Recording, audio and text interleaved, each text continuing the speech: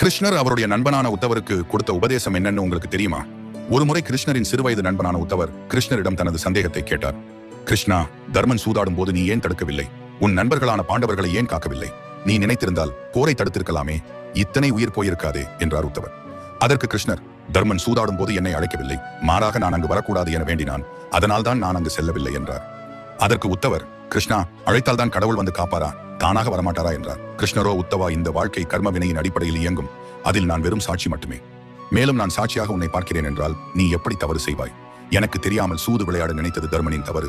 போரை தடுக்கவே நான் தூது சென்றேன். ஆனால் துரியன் அதை ஏற்கவில்லை. இதில் என் தவறு என்ன?